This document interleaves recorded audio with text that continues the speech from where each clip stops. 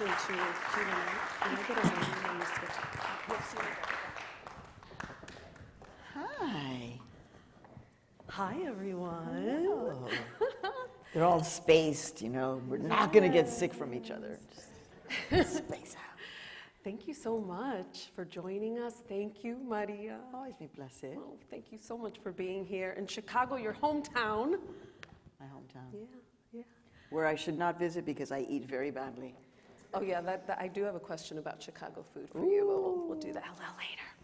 So I want to start off our conversation with music. Mm-hmm. So I am a very musical person. I sing every day, and the work I do threads music throughout it. And I was so taken with your use of music in your book and how you use it in a couple of different ways that I noticed. One is about setting us in a time and place, right?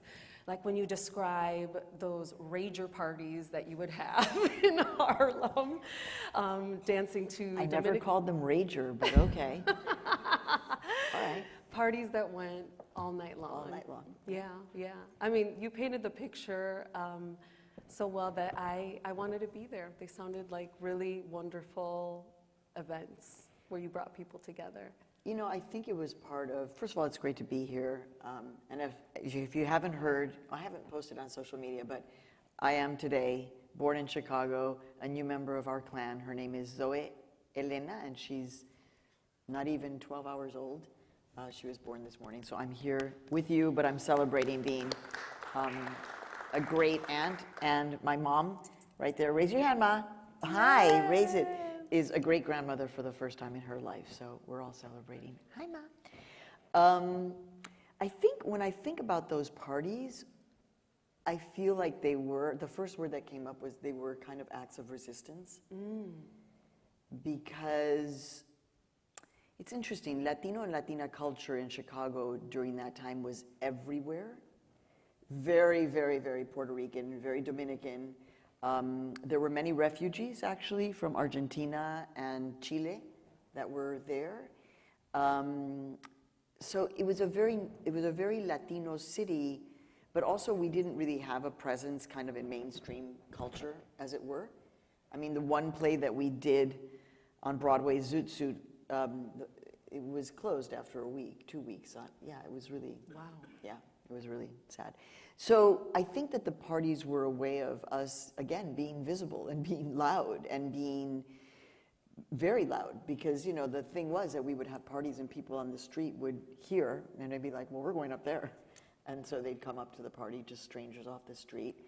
So it did feel like an act of cultural resistance and cultural presence. Things were desperate in the United States at the time. I think we feel quite desperate in this country right now. Mm-hmm. It was a different kind of desperation. You know, there were wars in Central America, and the United States was deeply involved, and the United States was sending military aid down to El Salvador, and so and I was friends with a lot of Central Americans. That was part of what was happening. So I just remember listening a lot to Rubén Blades and feeling, well, actually it's Rubén Blades. He's correcting me. It is Rubén Blades, that's the way he says it. And just kind of feeling like we were dancing to save our lives. And his music kind of encompassed that. And also we were dreamers, you know, we were making stuff happen. But I love that you started off with the parties. It is true, it is absolutely true that there was a party that we had where Juan Luis Guerra was there, because yes. He's my husband's friend. And Scott Simon was there because I worked with Scott. And so, yeah, they didn't know each other at the time, but they were both at the party, yeah. Yeah, I love that idea of dance as resistance, music as resistance. Another way that I noticed that you used music was to really root us, for me, in an emotional state. Like when you talked about the Vietnamese woman that you interviewed singing the Star-Spangled Banner, or hearing rancheras in New York for the first time and like what that represented to you. And later in the book, talking about your uncle and La Golondrina. Yeah. So I'm really curious what... Cousin, actually. Oh, it was your cousin. Primo.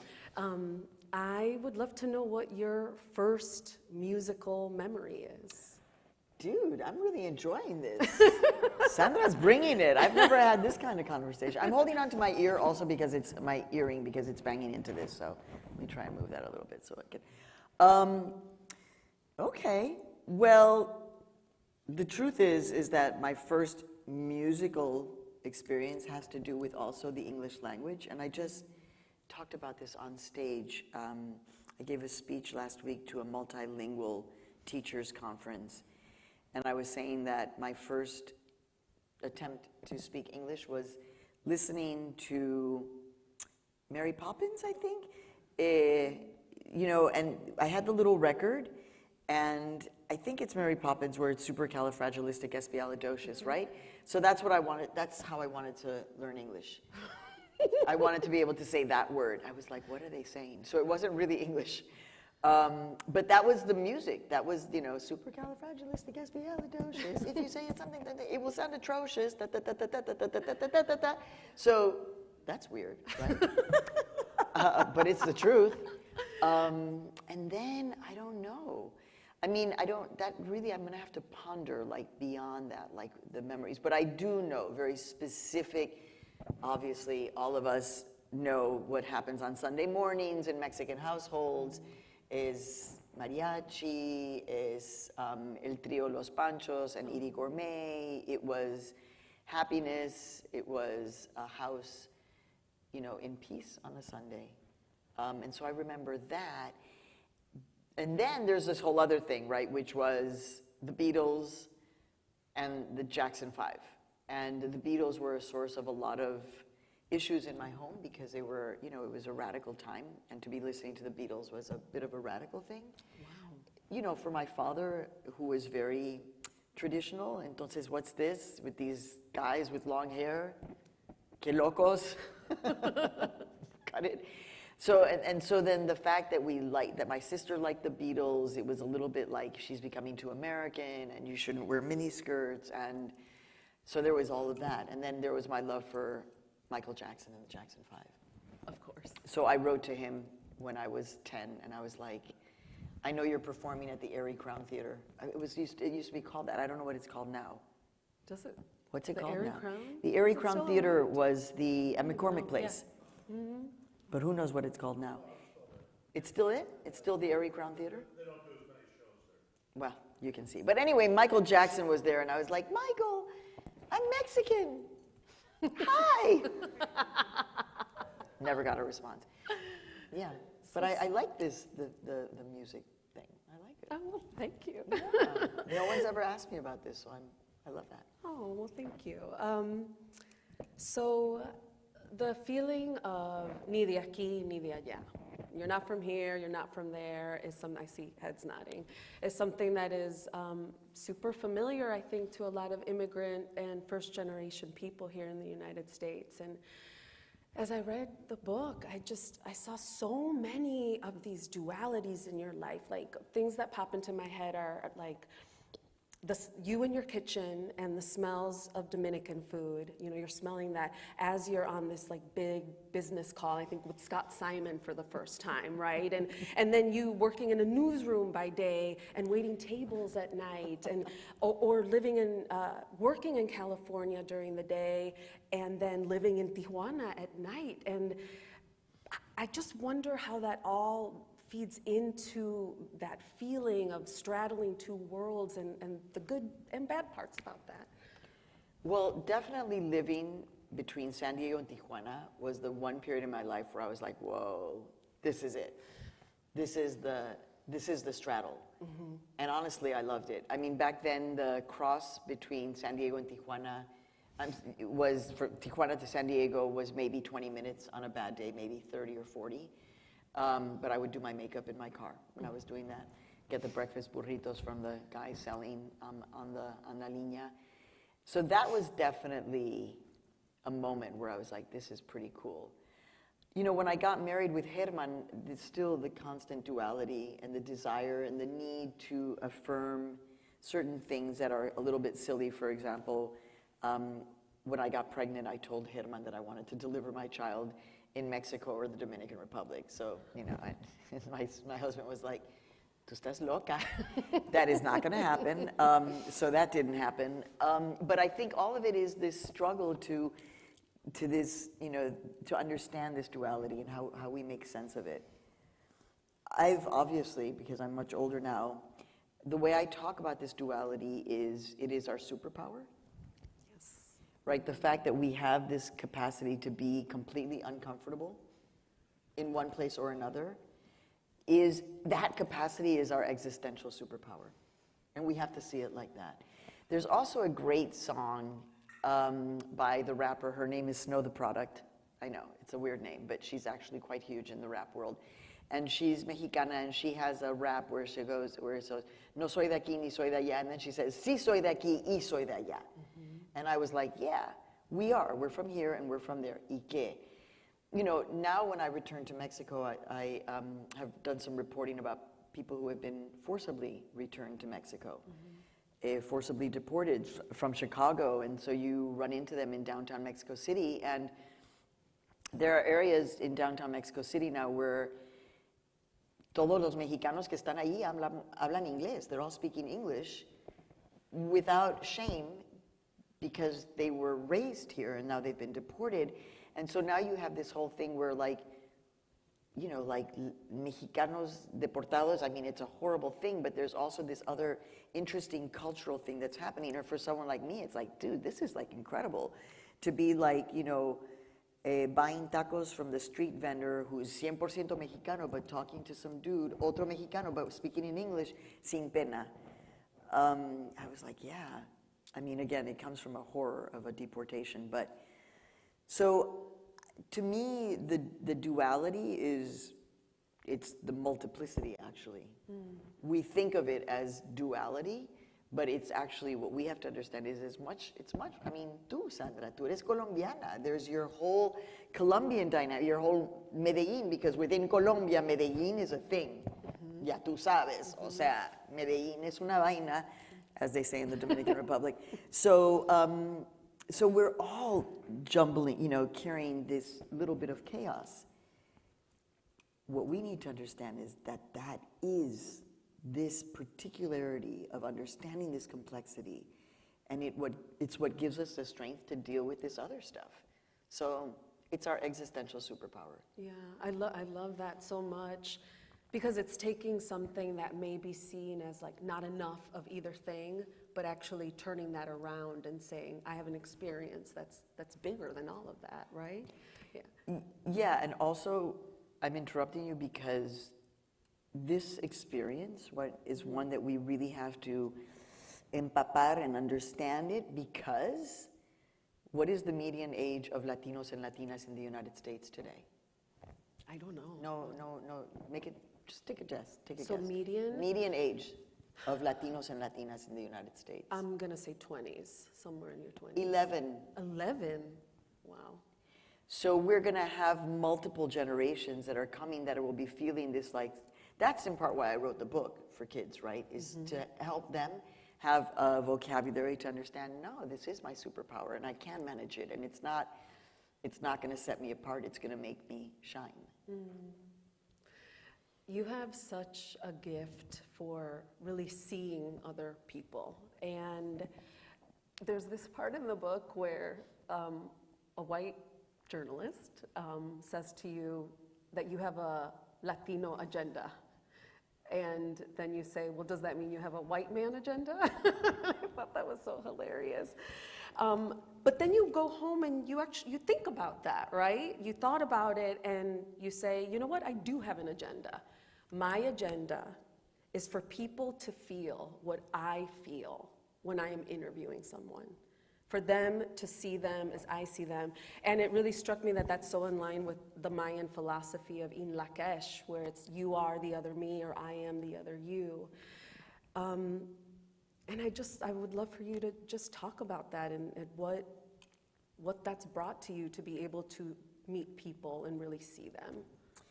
Well, I usually don't get a chance to say these things about my mom when my mom is on stage, is here in the auditorium. But she's the one who taught me how to do that, right? So the story is that we would load up our green station wagon and drive to Mexico every year. And I saw how my mother would interact with all the people around me. And so she would interact with the kids who were washing the windows in the gas stations in Mexico. And she would, she always brought a suitcase full of clothes that we would give out at the gas station. And then she'd talk to the kids and she'd be like, tienes que quedarte en la escuela. You have to go to school, you know. And I'd just be like, wow. So she's, you know, talking to the kids. And also, she didn't have any problem engaging with anyone. If it was an official, if it was some kind of person in authority, respectful, but she also understood her own humanity to have a right to see somebody in authority, but also like be like, but I can discuss something with you, I can challenge you. And just in general, the way in which she treated people who were nothing like her. I mean, my mom was the one who really, like, the reason why I wrote the young readers version of the book, Once I Was You, Finding My Voice and Passing the Mic, is because I'm trying to get kids to understand that they're political actors. Even if they're children, they are political actors. And my mom was the one that took all 4 of us kids out of grammar school to go to a protest, a civil rights demonstration in our community. She was the one who already understood, you know, in the movement for Black lives, we're on this side. We stand for Black lives. It was very, very clear. And so all of this, I think, is what communicated to me, you know, yeah, our humanity has to prevail, our sense of humanity. And I mean, I feel like as a journalist, that's just been such an important part of how, because I want people to talk to me, you know? Like, you're not any good if you're a journalist if people don't talk to you. And so I just did what my mom did. I was just like, you know, just very respectful and try to see people where they are, catch them where they are, and at the same time, have a sense of my voice too. Mm-hmm. This is, I just have to say, this is so special that you're in the room together. It's so beautiful. And on such a joyous day for the family. Yeah.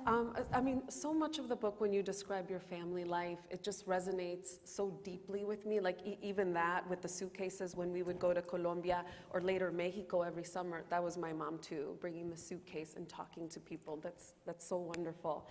And you know, I think about you growing up and watching American Bandstand and wanting to like see yourself. And that made me think about, for me, my American Bandstand was Romper Room, which was like a little kids show. And like the woman at the end would look through this glass and be like, I see Timmy and Julie. And I'd sit there. So you were traumatized by Romper Room. Yeah. Yikes. And I'm like, she'd never say Sandra. Yikes.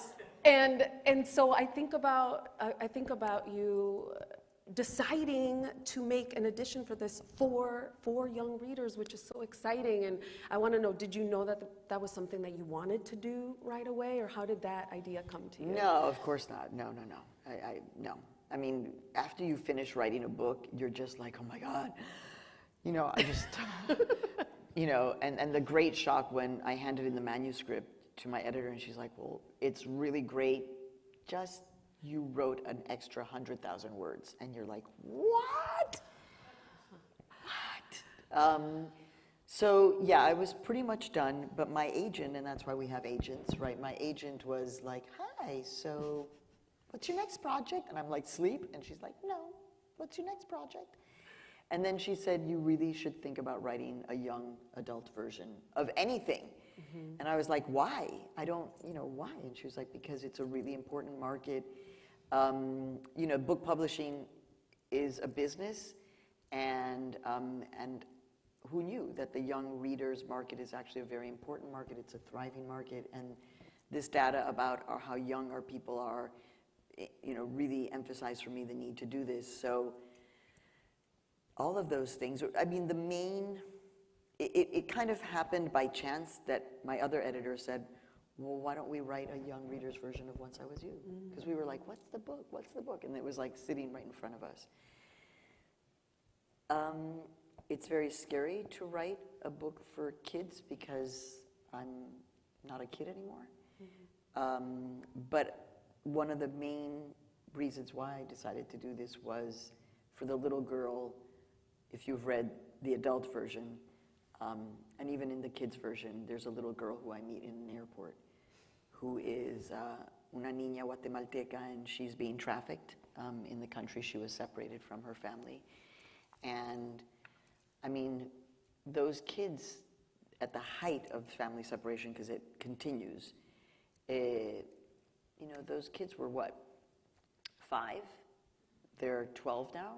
If they were 8, they're what, 14? So they're reading these books in English. And I want that little girl to one day, I want to get some kind of DM or Twitter or Instagram from that little girl that says, that was me. That was me who you saw in the airport, and I'm okay. Wow. So that's why I wrote the Young Readers version. Thank you. Thank you for that. There's some great writing advice in the book that you receive. One is, which I loved, you know, tell the story like you're telling your mother. Yeah. And write the story that you can't forget. And then you also have this gem, what's the story that's not being told that is right in front of your face? So I'm curious as to when you started this, I'm just curious about your process writing it, you know. What were the parts that were immediately in focus for you, that you, like, I know for sure this is going to be in the book? And what were the ones that kind of snuck up on you that you were surprised by? So the writing of this book was actually very painful. The original, Once I Was You, is really painful. One, because I had written 2 books prior. Cruz Gang Members Talk to Maria Hinojosa, which was actually inspired by Studs Terkel, may he rest in peace. And then I wrote a book called Raising Raul, Adventures Raising Myself and My Son. And both of them were critical successes, but they didn't sell a lot. And I was frankly devastated because I felt like I had failed. So I really did not want to write another book because I was like, I don't want to fail again. When Donald Trump gets elected in 2016, I remember speaking to older folks who said, you know, some of the most amazing art was produced during the era of World War II, World War I, the Vietnam War, you know, massive social upheaval and complication. And something clicked in me where I said, well, in that case, my response to this horror is that I'm going to be as creative as I possibly can. Who knows? Because, you know, it's not like I'm going to, well, actually, we have to talk because I did decide to write a one-woman show. Oh, okay, yes, let's So talk about that. we need to talk about that. But, so what happens was that I go viral on MSNBC. And by the way, once you go viral, nothing happens. You wake up the next morning and it's the same. So it's like, what's it like to go viral? No pasa nada. You're the same person. You still have to clean up the cat poop and et cetera, et cetera. So, but my board chair said, Maria, you have to write the book because I went viral for saying illegal is not a noun. There's no such thing as an illegal human being. Thank you. And so she said, you need to write this book now because of Donald Trump. And I said, okay, well, I'll write a small book. You know, like the little books like Chimamanda Adichie, We Are All Feminists, like when we all used to be in airports all the time and you'd be like, I'll just buy this small book. So I was like, I'll write a small book that will say, illegal is not a noun. Why you should never use that term to describe a human being. But I had to find an agent and we had to and that just took a lot of time. And well, we wrote a proposal to write that book and frankly, nobody wanted it. Wow. So I like to tell that story because you're like, oh, Maria Hinojosa, you know, the doors are going to open for you. And it's like, no, I got rejected. It was terrible. I got rejected. People just said, we don't want a small book. We want a big book. And I was like, oh. What? I'm scared to write a big book. So then wrote a new proposal for Once I Was You. We didn't have a title. The book gets bought at auction this time. So from total rejection to then people competing for the book. And then I started writing. And I was like, I'm writing, this is great. Except my editor was like, this is great, you need an outline. And I was like, I don't want an outline. I'm writing. She says, you need an outline. That went on for about 6 weeks. Wow. Until finally it was like, okay, you need an outline. And then my agent said, you know, there are people who can help you with outlines. And I said, what? Who knew? They're called structural editors. And I have the best structural editor. Her name is Katie Salisbury, who's Asian American and from California with photographic memory. So Oh, wow. I told her everything, and she was able to help me write that. Yeah, it was amazing. Get friends with photographic memories. It's amazing. That is incredible. So then we wrote the outline, and then I had clarity. We had clarity. We were all on the same page. And then my process for writing was every morning I would sit down, and I would have Katie, my editor, with an assignment for me. Good morning, Maria. Today you're going to write, you know, Chapter 1, the first story, remember, is about this and this, and the second story is about this and this, see what you can get through. And so every day I just would basically know what I had to do, and I write every day, including Saturday and Sunday. So it's just like an intensive period of don't interrupt me. It's really hard. It's hard. It's fun when you're in it and you're in the groove, you know. I did have fun writing Once I Was You. But it's not fun for the people who love you and are around you because, you know, you're like, please do not interrupt me all morning. Just bring me food to eat and other things to consume. I do the same thing. I tell my family I'm on DND, which means do not disturb. Yeah, it's hard for them. Yeah. So you brought up Trump. And I'm going to backtrack a little bit to Obama. Okay. You know, there's a section in the book that you're talking about the Obama administration and all the people detained under really deplorable, traumatic conditions. And you say, you know, you posit that people perhaps thought like, well, these people must have done something bad. These people deserved it. That's why they're there. And then you do something that you don't do anywhere else in the book, where you actually ask us. You know, you're like, did you think that? You know, I'm sort of paraphrasing here. And that chapter, I was listening to it. So it was your voice asking me that. And it really it was really intense, you know, and it made me think, well, did I think that? What parts of it did I think? You know, like, you know, just like it really, really had me reeling and sitting with that. And so now that we're post-Obama, post-Trump, we're kind of post-pandemic, what are the questions you would have us think about now? I'd have you think about how it's possible that last week 2 white men armed thought it was okay to just shoot 2 Latino migrants / refugees and kill one of them on the border. So that's where we are right now.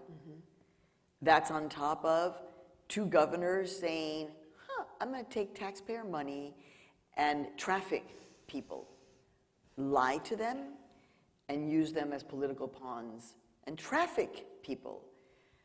I would have us ask the question, who holds the United States government accountable for its human rights abuses?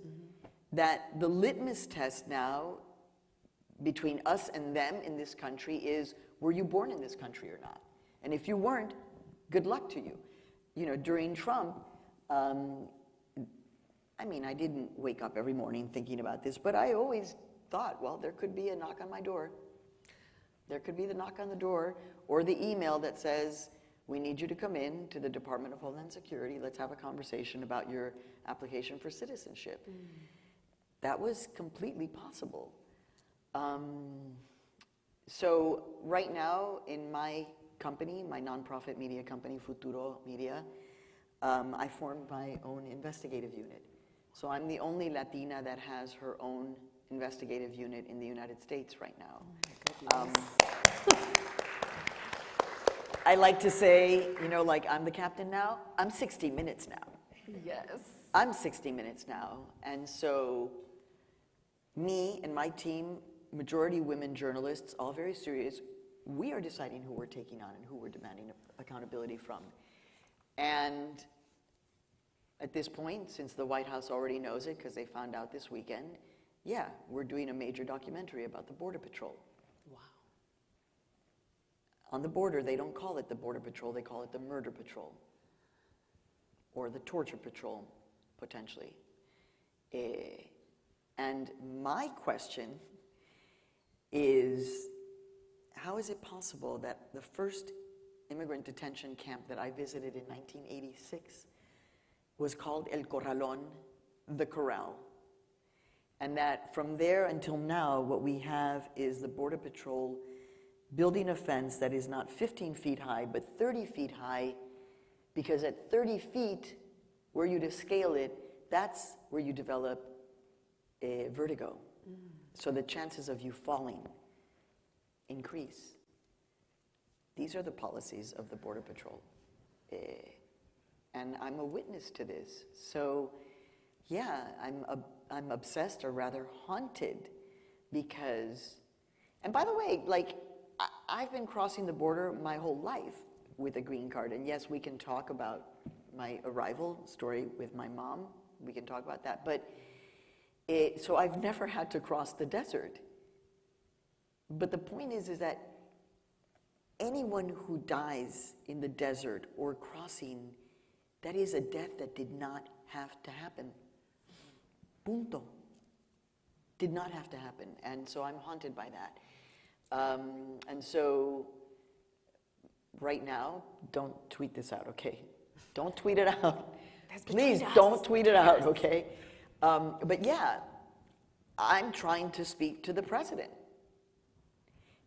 And the reason why is because Joe Biden has been around for the entirety of the time that this has been happening, from the time that I first visited that Harlingen, Texas detention camp called El Corralón, the Corral, because they had us in the sun like cattle. Now they put us into freezing rooms that everybody calls la hielera, the icebox. So we went from, you're going to burn up in the sun, to when you arrive, we're going to put you in a freezing room. And after that, we're going to put you in a dog pound, la perrera. So, yeah, I won't stop asking for accountability, specifically on regards to the Border Patrol, until the day I die, because it is not possible that the Border Patrol has become the largest law enforcement agency in the United States, that it has very little oversight, and that it is a majority Latino and Latina law enforcement agency. It's our worst nightmare come true, and the Border Patrol is everywhere. Remind you that at the height of the Black Lives Matter protests, you remember that people were being scooped up off the street in multiple cities. And those police officers, what are they? Those secret police agents, many of them were Border Patrol. So this thought of like, no, well, the Border Patrol, it's not going to affect me. I was born in this country. Nope. So it's of everybody's concern, not just mine because I wasn't born here. Thank you. There's this incident that happened to you in Brownsville where fake news came out. There was a website that came out that said that you had paid Coyote $5,000 to bring some children over the border. And even though that article was only up for a very short time, you said the damage had been done. And that was really before the internet really became the internet. So here we are in an age where, you know, I would say maybe majority people get their news on the internet, and the good stuff and the bad stuff about it. Where are you right now with the power and the destruction of the internet? Yeah, I go back and forth, right? I go back and forth because to me, it's a place where I find actually surprisingly a lot of fun, a lot of love, a lot of support. My colleague, Penile Ramirez, Penile, she's Cuban, so she was named after the Beatles song Penny Lane. But it's Penile, okay? Penile Ramirez broke a huge story in Mexico last week. She published an unredacted report from the government on the Ayotzinapa 43 students. And the mass mobilization of who knew, I mean, of course I shouldn't be surprised, but Twitter trolls and trolling and bots, Mexican trolls and bots, came after like crazy. And then they came after me too, and I'm just like, whoa, okay. So this is disgusting. Yeah. Mostly because they're bots, you can just see. And then the fact that, the internet allows people to think that they're experts. I had a conversation with somebody yesterday morning, or was it this morning? I think actually it was this morning. No, it was yesterday morning, very early. No, it was this morning. Anyway, whatever. With somebody at the gym about the border. And she said, well, because Joe Biden has got to take control of the border. The border's out of control under Joe Biden. And I was like, well, when was the last time that you were there? And she was like, well, I haven't been there.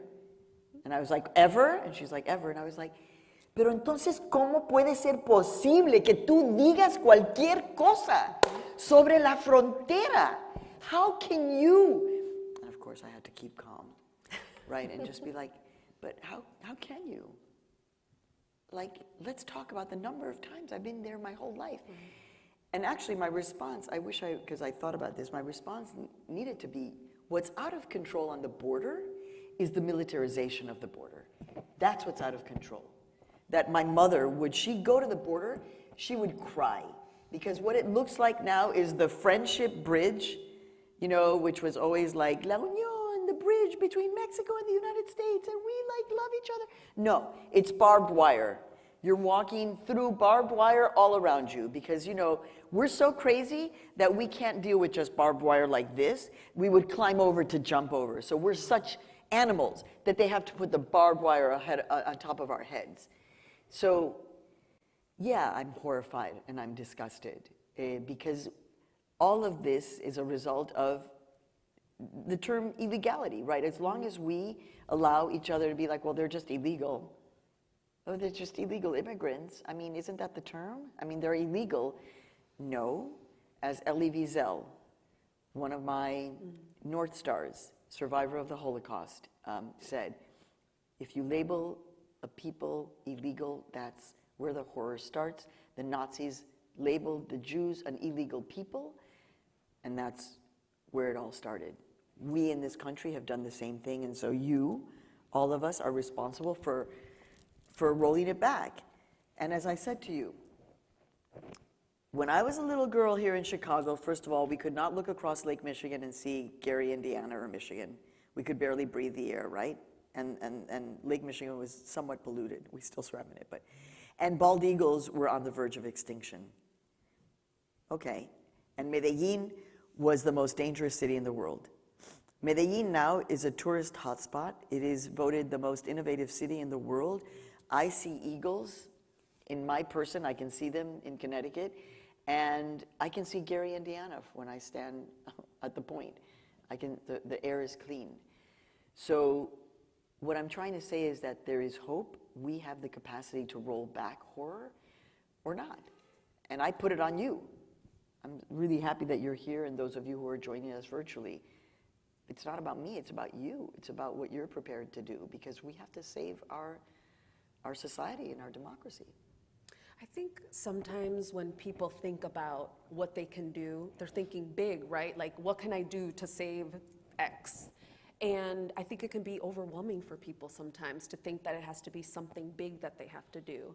So I wonder, what are smaller actions that people can do, especially like one-on-one things? What are things that people can do in their everyday lives to really start moving the needle in the right direction?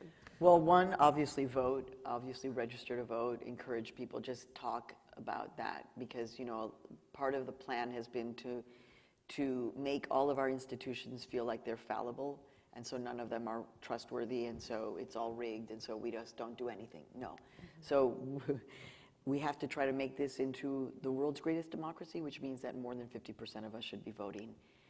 You know, I do it in different ways. I mean, in dialogue, I mean, this conversation in the gym, it was pretty early in the morning, so, and I was a little bit revved up, and I am a boxer, so, you know, I try to be a little bit more tranquila, but having these conversations, you know, somebody was saying that right now, in fact, for all of us, it's a challenging moment, because with the politics that are happening, you know, I mean, who knows what's going to happen with Trump? We know that a lot of people are just like, you know, are they turning away from Trump? You know, so somebody was just saying we have to maintain open lines of communication, because we have to help them understand, right, what's really happening. And I'm just going to tell you a brief story about something that happened here in Chicago. So it was right before the pandemic. It was December 2019, right before the pandemic. And I'm often in cars, and if I can, I'll talk politics. And so this guy was like 50-something years old, white guy, and I just asked him, like, what are you feeling in terms of the election? Are you feeling a little, you know, which way are you going? He was like, no, I'm definitely going for Trump. And I was like, okay, why? He's like, well, because Trump is a loving man who has everything he needs in the world, and so everything that he does with love and to give to everyone. And I was like, okay, I want to hear more, because nobody had ever said this. And so I listened a lot. And then I very calmly said, well, the thing is that let me speak to you about being a Mexican immigrant journalist. And I would make a joke. I don't have to make the joke anymore, but I would say, look, I'm 5 things that this Donald Trump president doesn't like. I'm Mexican, I'm an immigrant, I'm a journalist, I'm a woman, and I'm flat-chested. So I would make the joke to kind of, you know, break the ice. And then I said to him, you know, he doesn't like what I represent as a journalist, and he started his campaign by insulting me and my family. And he really listened, and I told him, I said, look, in New York, New Yorkers never took Donald Trump seriously, because he has 4 bankruptcies. In New York, you don't get rewarded for going bankrupt. You know, it's a tough town, and everybody kind of ridiculed Donald Trump. Anyway, we got out of the car. He dropped me off at O'Hare. It was, you know, about Christmas time, and so he said something like, you know, may Jesus bless you, or, you know, and I said, listen, I have to just say one last thing to you. Please understand, I know you are a man of Jesus, but if Jesus, Joseph, and Mary needed a place right now, they would be forced to sleep on the sidewalks in Juarez or in Matamoros, or because Donald Trump has made it impossible for refugees to come into this country. They would be forced. Jesus would be born on the cement in Juarez. And he looked at me and he said, really? And I said, yes, I'm sorry, it's just the policy. And then he stopped and he said, you know, I've learned so much from you. Can I hug you? And I said, yes, of course. Gave me a big hug, and, you know, who knows? Then the pandemic happened, and I got sick, and et cetera. But, you know, we have to have these lines of communication. So one thing. Also, seeing the people around us who are serving us. You know, I learned this one from my daughter. She actually asks their names. Everybody's, what's your name? Sandra. Gracias, Sandra. Thank you for delivering my food tonight, or whatever. Mm-hmm. So returning a sense of humanity. And then there are much more intense ways of helping, right? I mean, volunteering, getting active. If you have money, giving money. Doing frontline work. I have a student, no longer, he's an activist now, who has been meeting people who arrive in the Greyhound bus depot here in downtown Chicago and gives them food. And so there's multiple ways to get active, and also we can't do it all the time. Like sometimes we are just tired and sad. So do what you can. But to me, this is about saving democracy, and it could not be clearer. This is about saving democracy, which, by the way, also, you know, I have to take on Republicans and Democrats. That's my job. And both parties are responsible for the hell we're in regarding immigrants. Yes, yes. Is it, I was like, oh, do I have time for one more question? Yes. Oh, I just want to know, is there anything that didn't make the book that you're like, oh, I really regret not being able to fit that in, that you would love to share with us? I'd really have to go over that 100,000 words that I... There's some gems in there. No, I was, you know, when my editor told me, so you just wrote an extra 100,000 words, you know, I almost started crying because I was like, so what's going to get lost? Right. And she said, don't worry, I'm going to do surgical removal. So she removed an entire man from my life. She was like, this guy, whoop, gone. You know who I'm talking about. But it was great. I was like, so good. But no, I don't. I mean, there's a lot of stuff in the book, you know. I feel like I always felt like if you're going to write a memoir, you can't have secrets. You just.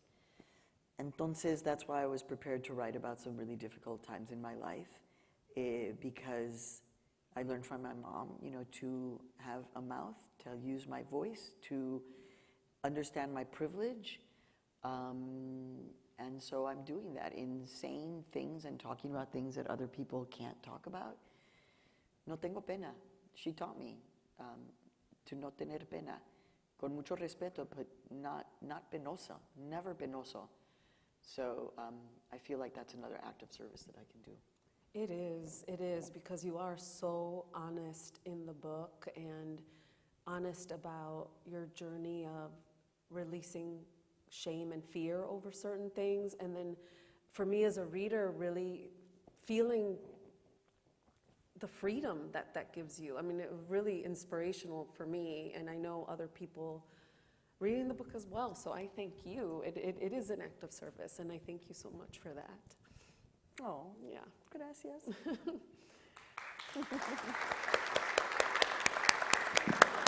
We have time for a couple of questions from the audience, and we're going to ask if you'd like to ask a question, please come over here to the mic so that everyone can hear, including our viewers watching virtually at home. So I'll start us off with a question from the live chat on YouTube, which is, I am an aspiring journalist and I'm also bilingual. Can you speak to why you have chosen to report in Spanish and in English, and any advice? Do we have a name? Anna. Anna, wherever you are. Please do not give up on your dream of becoming a journalist.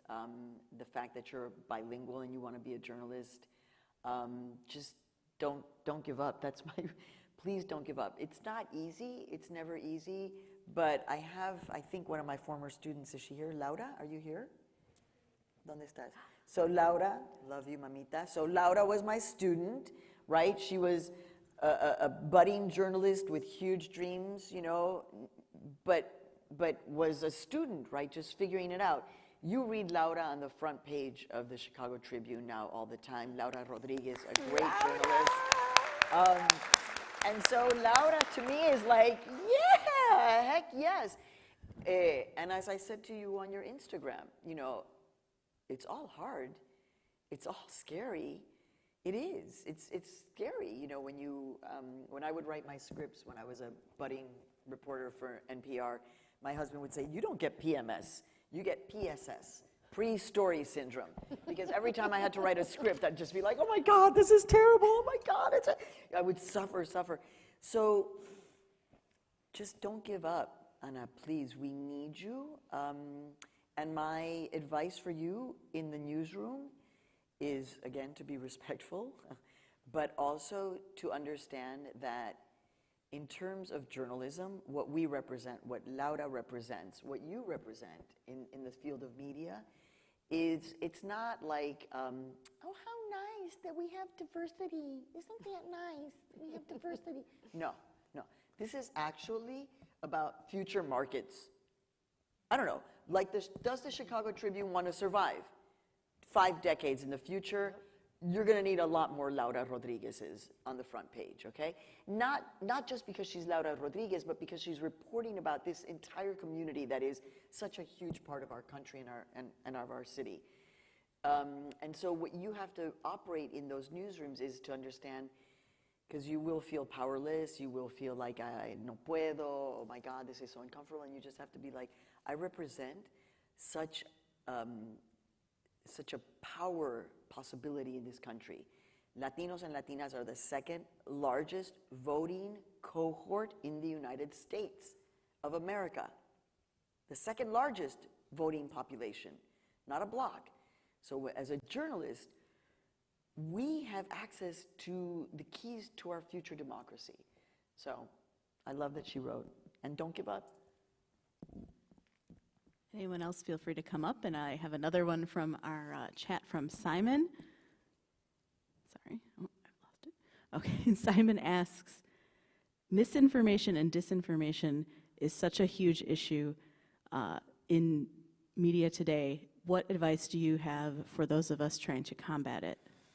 Look, I don't know if you follow me on social media, but I got hacked recently. Oh.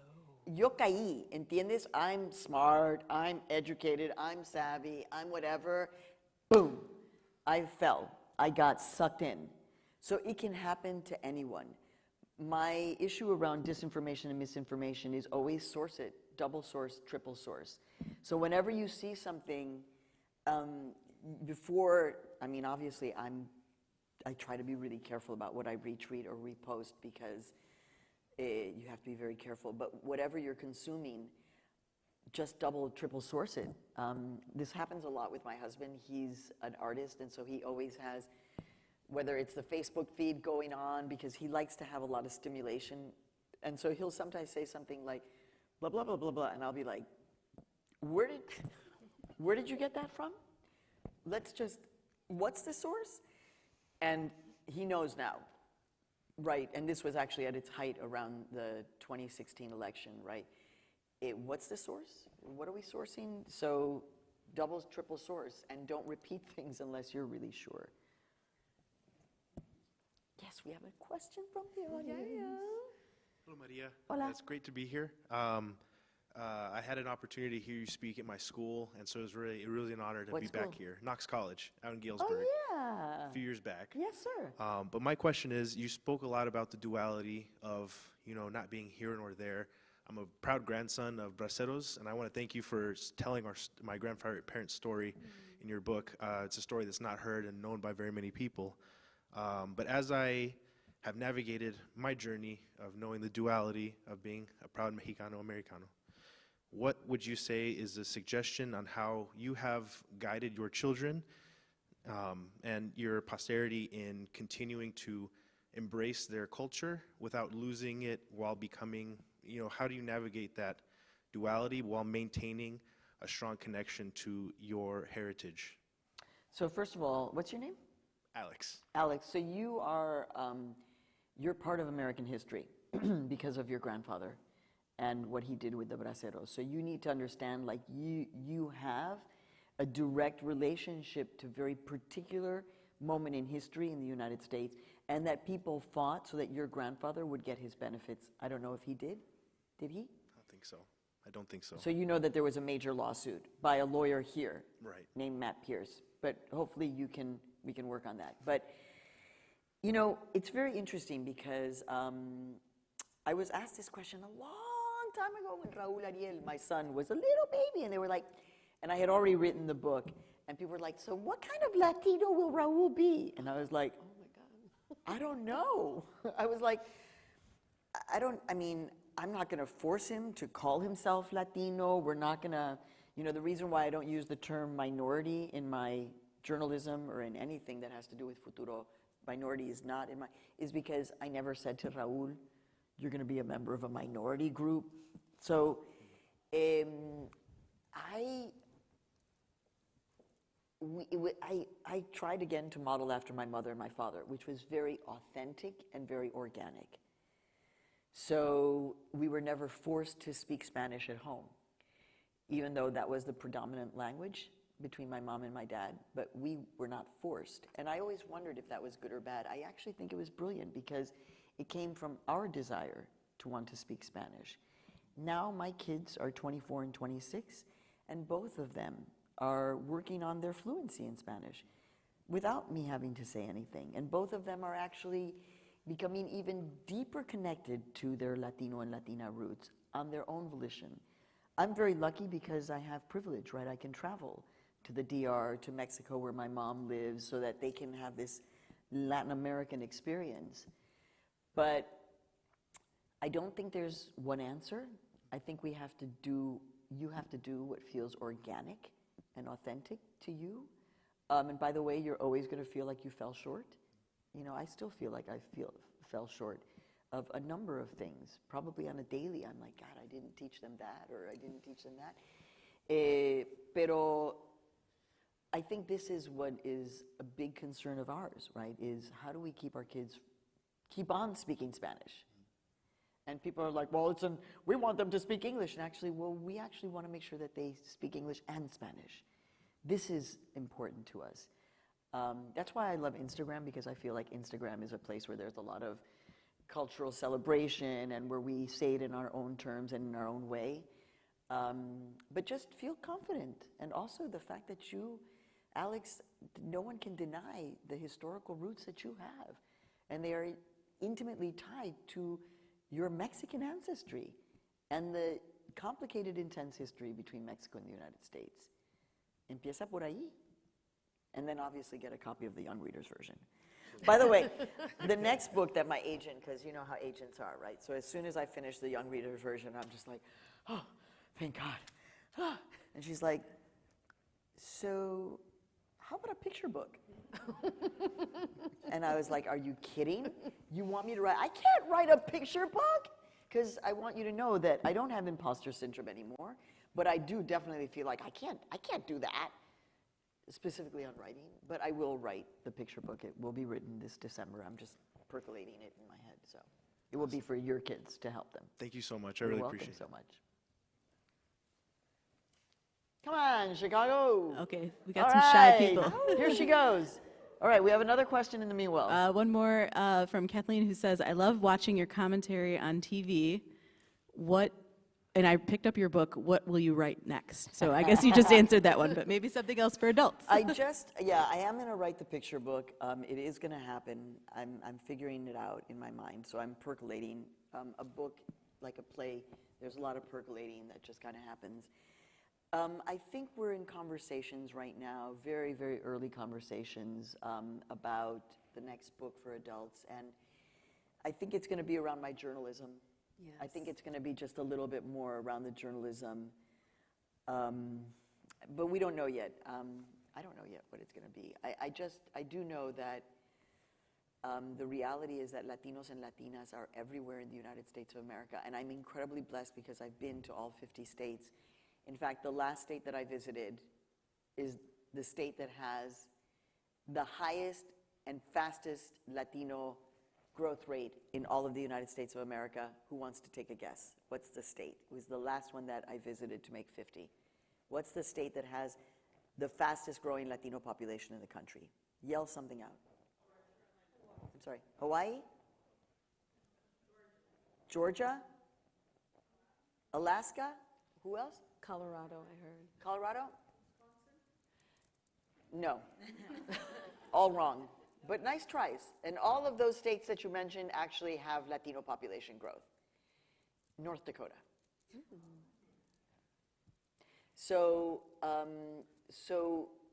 to me, it's like we are everywhere. To me, it's about really democracy and visibility. The fact that people still don't know about Latinos and Latinas and make all these assumptions about us. Yeah, there's a lot of work that we have to do. And frankly, Donald Trump did not make it easier, because what he did is that from invisibility, his lies and misinformation took us to hyper-visibility about a false narrative that now we have to deconstruct at every turn. And so it's a lot of work. But we'll do it. Yes. Buenos días. Buenas Hola. noches. I'm Buenas Cristina. noches. Hola, Cristina. So for me, a big question I have is, you were the first one in the newsroom that looked like me. You were the why I went into journalism, because for so long it was, Katie Couric's on TV, and that's great, she's wonderful. And then I turned your voice and todo, and I'm like, Mommy, this is someone that looks like me. And you're the first in a lot of newsrooms and leading the path and everything like that, so it's very exciting. So I wonder, how do you feel always having to be the first? There's not a lot of people that you had to look up to. Like, I was lucky because I had you. But who was your you when you started off? My person is Sandy Ratley. She's the first Black vice president at NPR. Not any longer. Sandy is a triple Peabody Award-winning producer and journalist, about a decade older than me. She was the first Black senior person at NPR, and I was the first Latina, and couldn't be more different. I mean, she's like 5'9" with dreadlocks down to here, and I'm chaparrita, but we became best friends. She's the godmother of my children, and she's my North Star. In real life, she was the one, because there were no Latinas at all. So, the whole thing about being first, it was very interesting when I wrote the book and I was starting to do, so this would be September 2020 when the book for adults came out.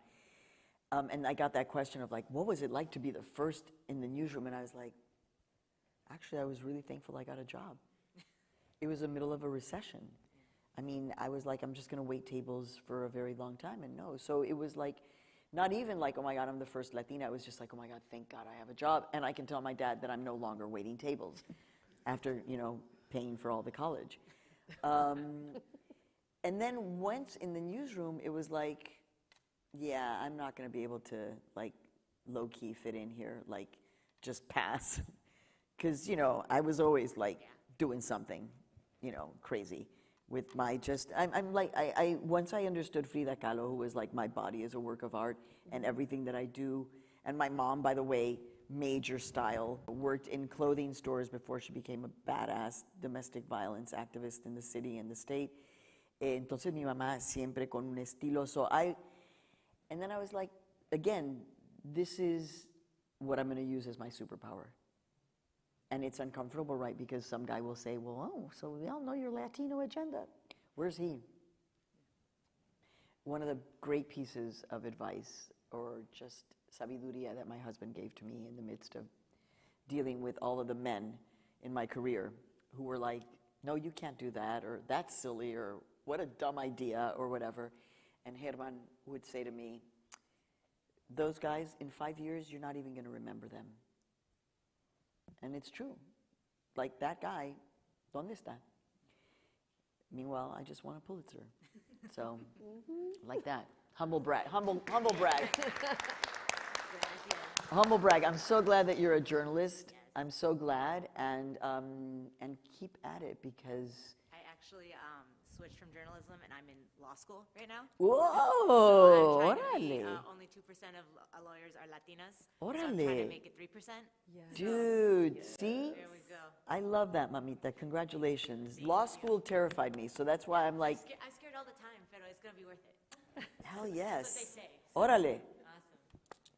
Thank you so much, mamita. Thank you so much. Yeah. Well, I think that was a great note to end on. So thank you so much to Maria and Sandra. Thanks to all of you for being here. A reminder that, of course, you can check out Maria's book at any Chicago Public Library location or online. And check out our website, ChiPub Library.